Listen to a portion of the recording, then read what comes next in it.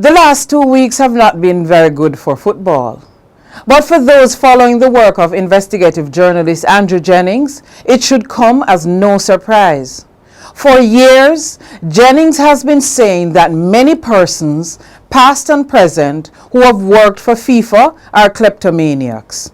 He says corruption is standard operating procedure in the way FIFA conducts its affairs. So to those who say that the case against some of the indicted officials is a witch hunt, well, based on the disclosures so far, if you weren't practicing witchcraft, witch hunting would not catch you.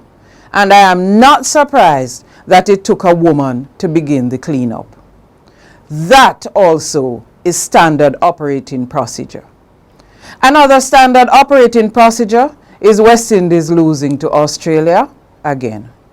But Serena Williams showed her class despite a cold and proved again that she is still one of women's tennis finest, winning her 20th Grand Slam at the Roland Garros. Hush Novak Djokovic. Well done, Stan Wawrinka.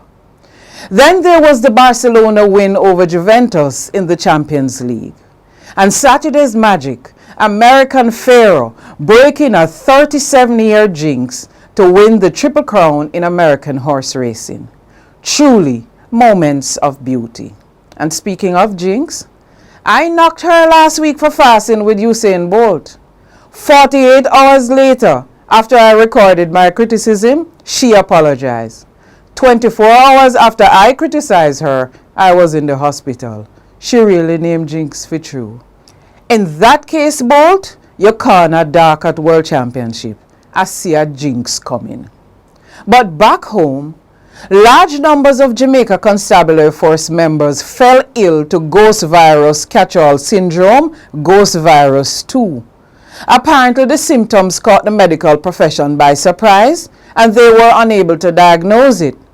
It took a PhD doctor named Orville Taylor to diagnose and found that the symptoms was that of an illness called industrial action. But dishonesty is the biggest problem we have in Jamaica from top to bottom. The police were not honest enough to say that they were on industrial action. And the doctors were not honest enough to say they knew it to be industrial action, even though every unlettered idiot knew it to be a sick out. And with lying being standard operating procedure for too many in the police force, they went to court wanting a judge to convince the government that they were really ill. And the dishonesty flowed right through the private sector stream last week. When public sector wages are low, the private sector is ecstatic because irrespective of how much profit they make, they will not pay more than what government offer. There are some filthy rich private sector companies, and their workers are 10 times worse off than those paid by government. They offer no scope for promotion.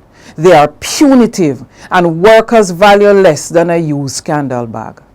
Dishonesty is standard operating procedure in this country, and that is why corruption thrives here.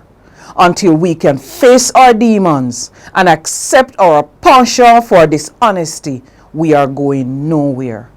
Until then, stay close to Erica's Edge.